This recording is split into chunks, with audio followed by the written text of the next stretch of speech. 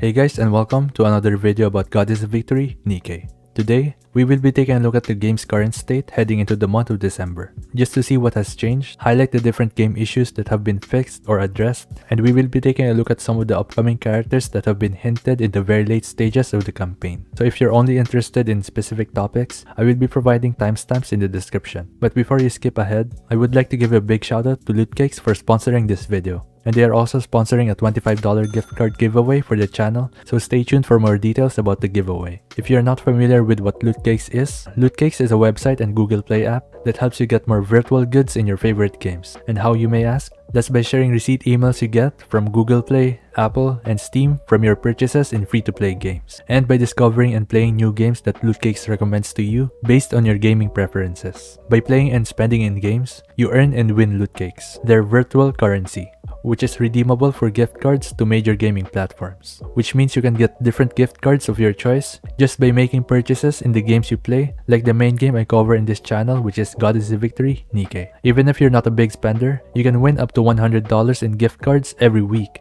just by watching game trailers, installing new games, and completing achievements in those games. So let's say you want to get the new mission pass in Goddess of Victory, NIKKE. All you have to do is to simply watch the game trailers and play the new games that LOOTCAKES recommends to you. And then, you can turn in the points that you have earned for a gift card that you can then use for making purchases in the game. To be eligible for the $25 gift card giveaway, before January 1, you must have created a LOOTCAKES account with my invite link, and either activate max rewards, which means linking email receipts for a game platform, or activate a special offer, which means installing a sponsored game you've never played before, and just playing for a little bit and doing some of their achievements. I'm a big fan of LOOTCAKES because it gives free-to-play players an option to earn gift cards that they can then use in their favorite games just by trying out different games that LOOTCAKES has to offer. For those who already have tried LOOTCAKES, the service has been completely redesigned with a new look and feel and new features. So if you haven't logged in recently, it's definitely a good time to take another look. LOOTCAKES is currently only for the US, but they do have plans to add more stuff later. But for now, the gift card giveaway is only available for the US. Definitely check out LOOTCAKES using my link in the description below, and a big thank you to LOOTCAKES for sponsoring today's video. First up, we will be taking a look at some of the bugs that have been fixed, as well as some that will hopefully be fixed in this month of December. I won't be reading all of these one by one, but instead I will highlight the ones that have the most impact in the game, and I will also be leaving a link in the description to the complete list of bugs if you want to check it out yourself. One of the most notable bug fixes is for the cooldowns not displaying in the skill description. This has been quite a bother for some people because you have to refer to a NIKKE database website like Pridewin just to know something as simple as a skill cooldown. They also fixed a bug in Maiden's kit where the critical damage buff from her skill 2 does not work. There are also a few quote-unquote bugs that haven't been addressed yet, and the players are not sure if this is an intended feature or not. And I'm specifically talking about Senti and Poly's shield, because the damage does not carry over to the character when the shield is broken. So right now, it's still not sure if this is intended or will this be changed soon. Something like this really impacts a character's power level. Because right now, Senti is considered to be the best shielder in the game, but she might drop down a few tiers if they change how the shields work. Overall, they were only able to fix a few bugs that didn't really have that much impact on the gameplay as a whole, so they have quite a lot more work to do when it comes to patching up the different bugs in the game. And again, if you want to know every single bug that is in the game right now, NIKKE.gg has a list of every single bug that has been fixed or has not been fixed yet. I will leave a link in the description so you can check it out if you need to. Moving on, the Goddess of Victory NIKKE operations team addressed an issue regarding the wrong or inaccurate description for the new commander special recruitment. There was actually news from the Korean side of NIKKE that a streamer was actually able to pull for a pilgrim in the one-time premium banner.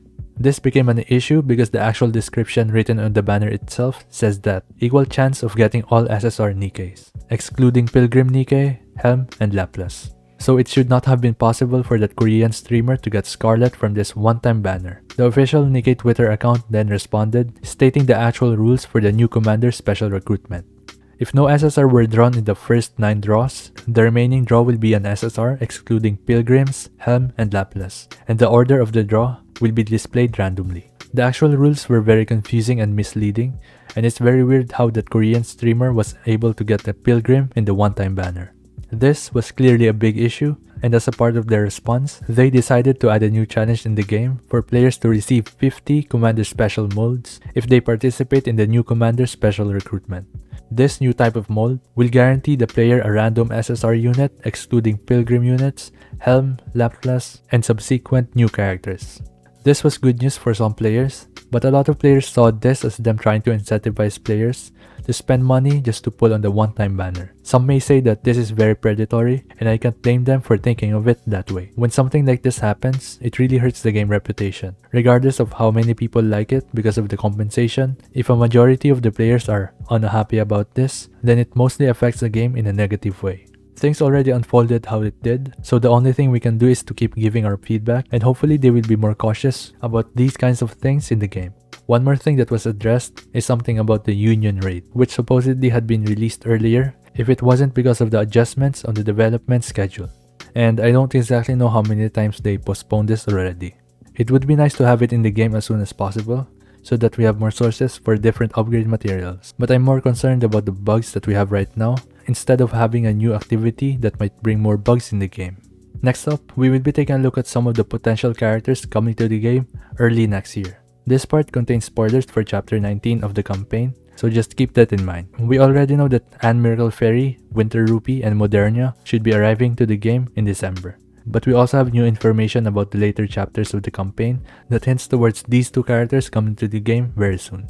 If you haven't noticed, they are releasing characters somewhat relative to when they first appear in the story, with some exemptions like Helm and the upcoming characters. If I remember correctly, Laplace first appeared around chapter 11 or 12, and coincidentally, we also got the Laplace banner around the same time as when the average player is around chapter 11 or 12. So it will be safe to assume that the characters we see in the story will be one of the few characters coming sooner.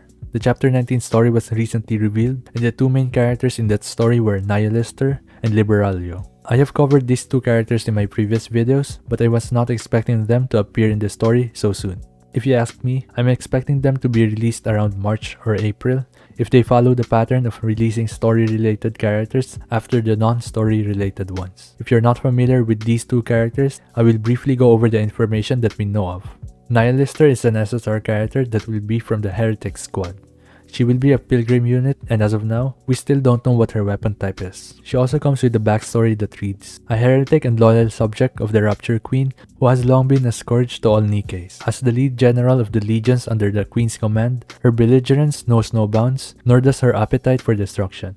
On the other hand, Liberaglio is another SSR character that is also from the Heretic squad. She will also be a Pilgrim unit, and just like Nihilister, we also don't know much else about her. She does come with a backstory that reads, a heretic reminiscent of the silence that covers the ocean deep. Her acute sensitivity to sound makes her excellent at search and detection, but also makes her overly susceptible to loud noises, which she detests. If you want to see the full chapter 19 story breakdown, I will be putting all of that in the description below.